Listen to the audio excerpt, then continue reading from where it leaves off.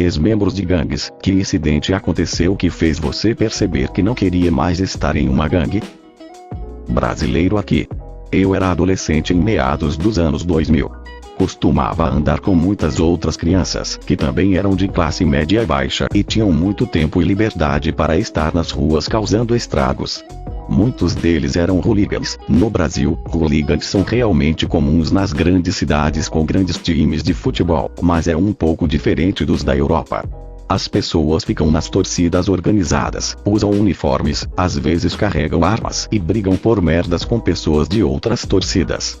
O objetivo principal é derrotar e roubar o material das outras equipes, como camisas, chapéus, bandeiras e esse tipo de merda. Não é incomum ver pessoas morrerem por esse absurdo ridículo.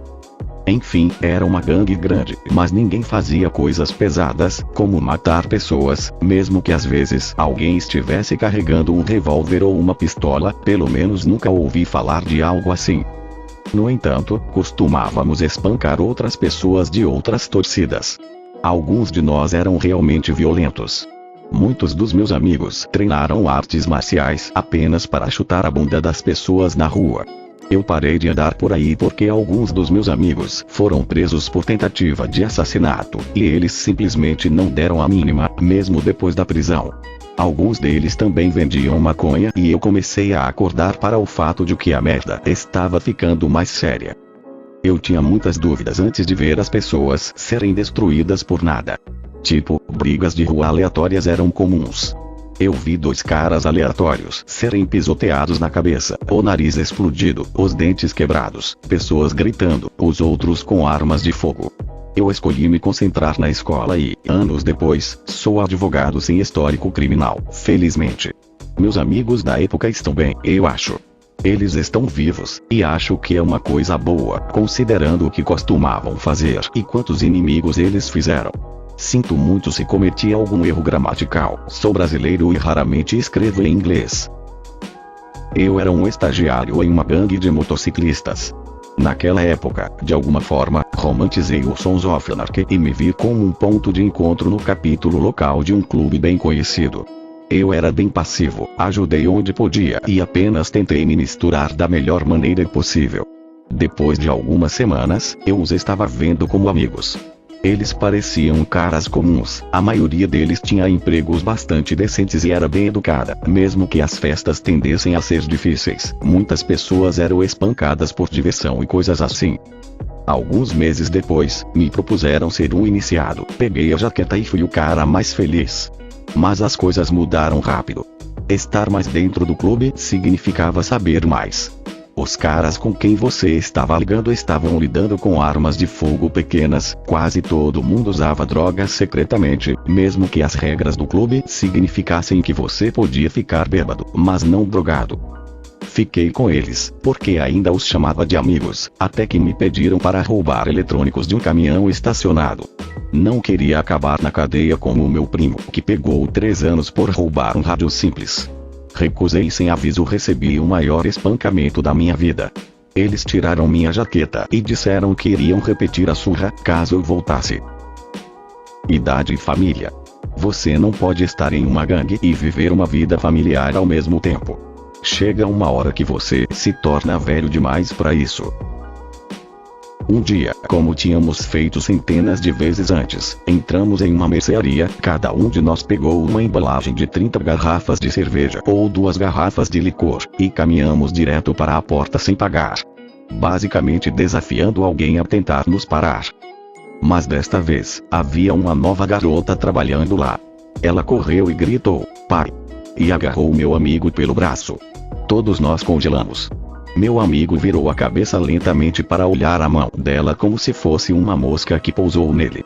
Sem mover o músculo, ele a olhou nos olhos e com uma voz fria que eu nunca o ouvira usar antes, ele disse, "É melhor você me soltar." De repente, ela pareceu perceber a realidade da situação. Ela jogou as mãos para cima e deu um passo para trás, o rosto parecia uma máscara de medo. O terror que vi nos olhos dela, a perda de inocência que acompanha a percepção de que existem pessoas más que o machucam por fazer a coisa certa, isso quebrou algo dentro de mim. Imediatamente, fui esmagado pela culpa e tristeza por fazer alguém sentir esse tipo de medo e sabia que não queria ser essa pessoa. Saímos, rindo e dando tapas nas costas, mas minhas mãos não paravam de tremer e eu dei uma desculpa para ir para casa. Esse foi o começo do final dos meus dias de merda de punk de rua. Acabei conseguindo um emprego em que me joguei e vi meus amigos cada vez menos. Um dia, percebi que não falava com nenhum deles há meses. Hoje em dia, sou um cara muito chato, com quase 40 anos, trabalho em tempo integral, esposa e filho, o de sempre. Meus velhos amigos, um deles está morto, um sem teto e mora em um parque, um ainda está lutando contra o vício e tentando ser pai, e o resto não consegui localizar ou encontrar nada. Sinto-me com sorte por ter saído quando o fiz. Isso aconteceu quando eu tinha 16 anos. Vendi cocaína por um tempo curto e dei alguns extras a um cliente muito regular.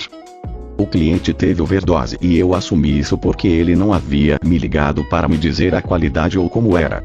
Mais tarde naquele dia, um amigo muito próximo da escola postou sobre a morte de seu tio, que por acaso era a mesma vítima. Eu nunca mais fui o mesmo e ainda me assombra até hoje com 24 anos. Eu não sou um ex-membro de gangue, mas moro na cidade do Cabo, na África do Sul, e há uma área nos arredores da cidade chamada de Cape Flats. Cerca de 8 pessoas são mortas lá por dia. As planícies do Cabo estão cheias de gangues, drogas e tiroteios. Um homem que morava na rua perto da minha casa disse que ele era um ex-membro de uma gangue que acidentalmente matou uma criança no fogo cruzado. Eu não o vejo há algum tempo. Espero que ele esteja bem. Eu meio que espero que ele tenha sido preso ou se entregou por atirar em uma criança. Mesmo que tenha sido um acidente, o tiroteio não foi. Se ele atirou em uma criança por acidente porque estava limpando a arma, ou não percebeu que estava carregada, ou alguma outra besteira irresponsável, talvez, apenas talvez, eu poderia me sentir mal por ele. Eu podia entender como isso seria difícil e ele seria destruído pela culpa. Mas ele estava atirando ativamente em outras pessoas e esse pobre jovem humano foi morto. Essa criança merece justiça. Prisão. Quando a política interna era mais perigosa do que a oposição nas ruas. Combinado com me educar após anos de confinamento solitário, percebi o que era e me afastei daquele mal. Para a glória de Jesus. É bom ouvir isso. Feliz por você estar melhor agora. Amém. Glória a Deus.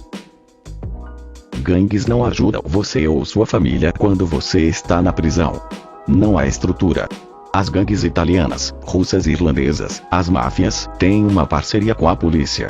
Para que eles tenham proteções, denúncias e subornos, os jogos de azar são empréstimos. As gangues de rua carecem de disciplina porque não há janela para qualquer outra fonte de dinheiro, como a máfia tem. Na minha juventude, tive a sorte de sair com a minha vida. Eu ainda tenho pesadelos. Fique longe de gangues. Fui esfaqueado uma noite em um salão de bilhar. Eu tinha 17 anos na época. No caminho de volta para o hospital, tive um momento de clareza. Eu queria sair, não sabia como ou porquê, mas eu queria sair. A violência era a única coisa que eu realmente conhecia na vida, então achei que deveria pelo menos usá-la. Muitos meses depois, entrei no escritório de recrutadores do Exército. O Exército me deu um senso de propósito. Estávamos na casa de um traficante, um de nós fazendo quem sabe o que, e o resto de nós, cerca de 4 homens, no quintal. 2 caras saem basicamente arrastando uma criança pequena. E começam a gritar com ele. Meu amigo sai da casa do traficante com um bastão e segue os outros 2 caras até o meio do quintal. Eles o jogam no chão e o atingem nas pernas até ele não aguentar. Mais tarde eu descobri que era o irmãozinho dele, e ele era delator. Eu saí e liguei para o 911. Isso foi há alguns anos atrás, desde que me mudei, nunca mais vi aquele garoto. Espero que ele esteja bem. O primo do meu primo estava em uma gangue asiática de rua no final dos anos 90. Alguns membros de gangues rivais o rastrearam e tentaram matá-lo em um restaurante em plena luz do dia, 2 vezes. Ele sobreviveu pela primeira vez, mas na segunda vez, a bala acertou sua espinha e ficou paralisado por toda a vida.